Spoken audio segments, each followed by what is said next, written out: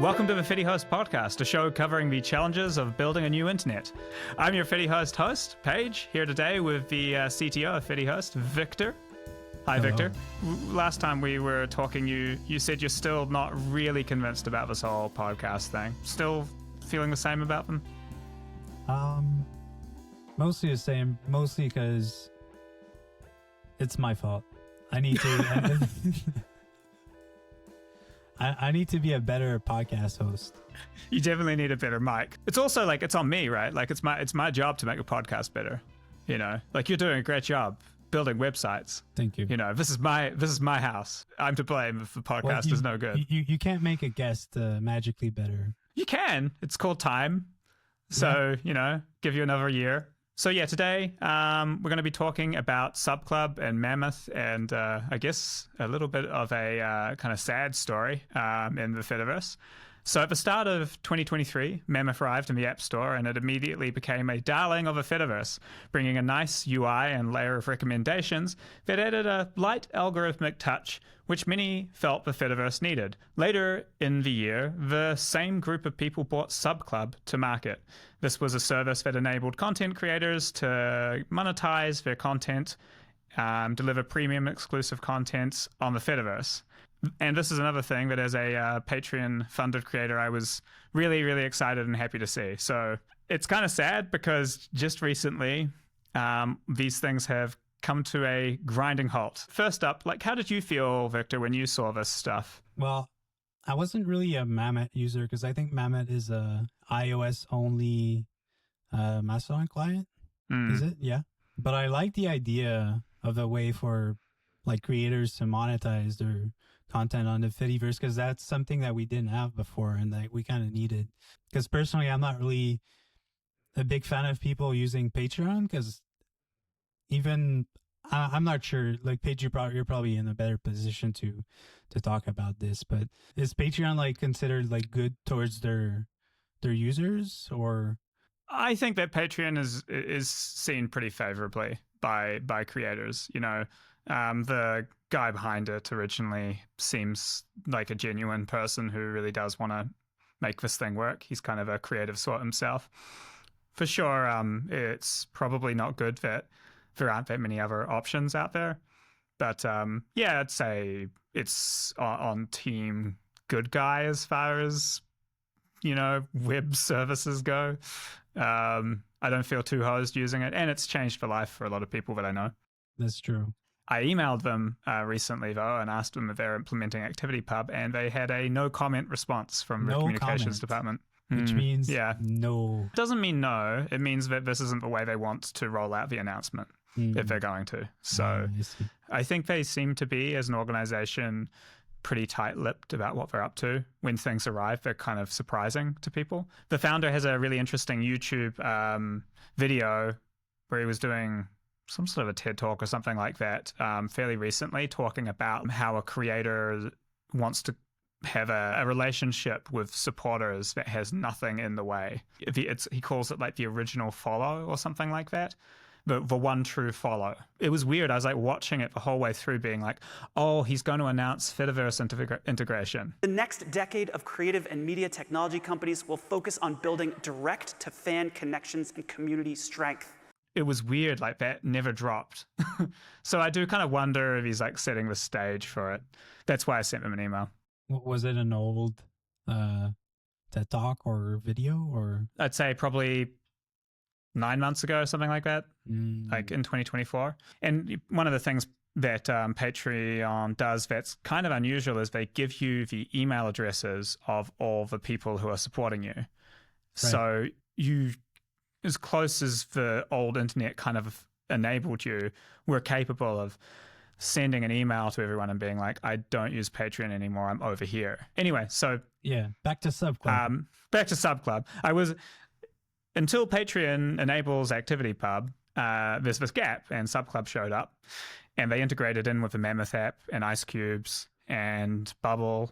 I think the other, some other kind of iOS-friendly Mastodon clients, so that you could kind of sign up for the private feed right there on the profile. And I was like, great, this is a natural evolution in the Fediverse and necessary. You know, like we got to figure out ways to get a diverse range of funding sources coming into the fediverse so that there's money in it for people, whether they're working at a nonprofit building out something for, institutions and the government, or like money coming in to fund private sector initiatives as well, and creatives and artists. It can't all be done by volunteers, Absolutely. So yeah, like looking at, the Linux world, there's lots of people that have, created like something that's really great and free by having some sort of a paid thing as well. So what ended up happening? So I've been doing a bit of like clicking around, outlining a news video here. What initially happened was Mammoth was originally developed by this Twitter third-party app developer. He created the Avery Twitter app, and when Twitter decided to cut off its APIs and put all these kind of third-party developers out of business, he switched over to working on this fediverse app called Mammoth.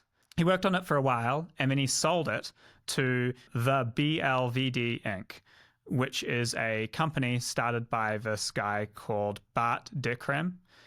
Now, Bart is kind of a serial entrepreneur. He seems to be kind of an early adopter generally, and often works in like non-profits, kind of like causes. Entrepreneur for good. Yeah. He seems to kind of be interested in doing entrepreneurship if it's kind of like married with a thing that he believes in. He's a bit of a track record of doing this, and experience working at Disney, like back in the day, but also at like Mozilla, which is like a kind of classic kind of good cause corporation. So yeah, he raised money from Mozilla to start up this, BLVD Inc., and acquired Mammoth from its original developer, and it appears hired a couple of guys, or maybe offered them shares. I've reached out to Bart, but he hasn't responded, so I can't kind of confirm exactly what the structure was. But you can see that this Belgian dude called Benoit Nolens did the vast majority of the development of things in the Mammoth universe over the last year, and there was another person called Riley Howard who also contributed for a decent chunk of time, like 6 months or so, but he dropped off before Nolan. Both of these people, you can tell from their LinkedIn profiles, had crossover time with Bart at various things that he'd done. I guess Riley knows him from Disney, and then Benoit knows him from this kind of incubator that he started. Probably. Again, this is just, you go like, well, that was the first. They were there at the same time, and if you work with someone for a couple of years, you're probably going to have some good conversations and stuff. And then when Bart kind of got started with this thing, I can see how he would have been like, hey, I got some money from Mozilla, like come join me for this thing. So Bart said that he raised around $1 or $2 million from Mozilla and some other funders to work on the Mammoth project. That caused an eyebrow raise from you, that's Victor. a lot of money. yeah, considering our fucking budget. Our budget is a pint at the local pub. One slice of pizza. By the way, if you're enjoying the Fedi Host podcast and would like to give us 2 slices of pizza, then sign up for Fedi Host at Fedios.co. And you can use your mouse to double click, and open. Yes. Anyways, these guys all hooked up. They worked away at it. It was really well received. It had a nice UI. It had this kind of like light algorithmic touch for recommendations. Personally, I was like, okay, this is step 1, because it was just recommending New York Times and NPR to me. But it was like, I like this. Anything that kind of goes, here's the profile of the user, what they're following, here's some recommendations. I think it's necessary. And so I was like, cool, I like what they're doing here. This is a good direction. With Mammoth, when they started the app, the default server for Mammoth was moth.social. So they created a Mastodon instance and funneled people towards that. And then they announced Subclub later on in the year. Honestly, not that long ago. It was like late summer. I remember the announcement. I was like, oh, that's kind of cool. What's ended up happening, sadly, is Mozilla has gotten a new CEO, and they've been basically trimming things down. They're not in a expansionist phase with regards to kind of funding lots of different things. They're kind of trying to cut things down, and they're putting money into, sadly, AI. Mozilla has been going downhill for quite some time now. It could be like an entire 2-hour podcast about just how bad Mozilla has been getting. I just think it's a little sad that whenever you hear about something doing AI, you're like, everyone is doing AI.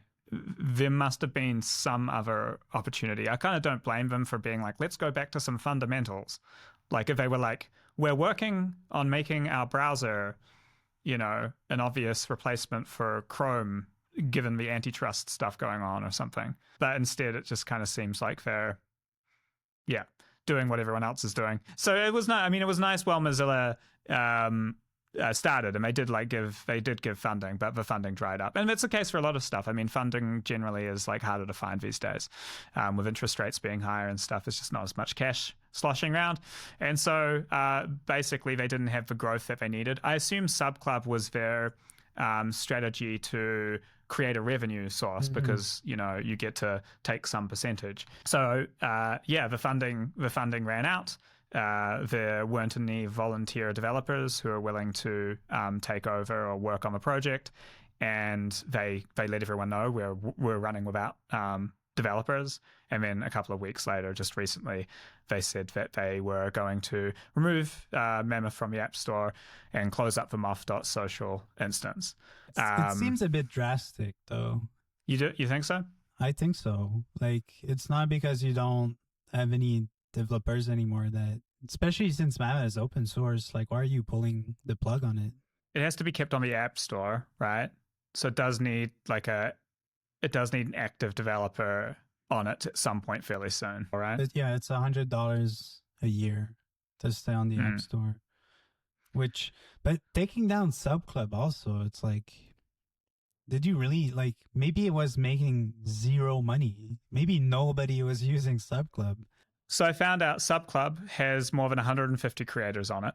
Okay. Like I messaged him asking him to, some of these sorts of questions. Don't really blame him for not responding. It's pretty tough when like a business folds, like it's probably not feeling great and stuff. The fallout is 500 users were on moth.social, so they need to find a new home. Subclub's 150 creators. We'll just, I assume, close up the account. And I'm going to guess what happened was they were like, we're making, say, $300 a month from these creators, but we have to keep a WordPress plugin updated and our infrastructure, and it's just not really worth it. It's also maybe because we know they have 150 creators, but they don't make money if people aren't actually following those creators. Yeah, that's true. So it's not about having 150 creators, it's about how many people are following those creators. I mean, I thought about reaching out to them and being like, are you wanting to like give it to someone else to take it on? But I do think it would be a decent amount of work. Is Subclub open source? The PHP plugins for WordPress were when I looked. But the platform isn't? I don't think so. I think that might have been an issue about it. Well, see, I'm just speculating, but I don't know. As somebody who uses the fediverse, I think having that part private, I'm not too on board with that, honestly. How would they make money? Well, they can have the main Subclub instance, but then allow people to kind of roll their own if they really wanted to. If you're taking millions of dollars in funding, you can't kind of create something that people can just fork and run off. And I don't think that should be part of the equation. Like, that doesn't mean that's not what they should have done. Like, maybe from a business sense, it doesn't make sense, but you also wouldn't have. It wouldn't have existed because they had to take the funding to hire the programmers to build the system, and so if they took that money, they then had to build a system that enabled them to recoup the money that they put in, right? Yes, but you can look at like Mastodon or most of the Fediverse projects, and it's all built on the goodwill and sweat of people. This is so surreal because we are Subclub, Victor. We're the ones who are putting in the money. I think there's a big distinction between what we're doing and because if we were making actually a platform, it's like the Fedios website is just a wrapper around the entire infrastructure that we built around it. It's not really something we can say, well, here you go, you can use it, but because it's so customized to our needs that it's not something you can give out. I think you could. I mean, you would give the form you would give it out in is like a repo that has kind of the install scripts to create the databases, and it would be like a bootstrapped fediverse hosting product. This is the dance, I think, where you have like when you have a norm of like stuff being free, and then people are like, well, I can ask for donations, but it seems that donations haven't created a subclub yet. Like a lot of these things have very low numbers of staff on them too, right? They don't have a lot of money. It's rough. It's a rough spot to be in. I know what you mean about Subclub being gone and losing this way for people to monetize their content on the Fediverse, because there's no advertising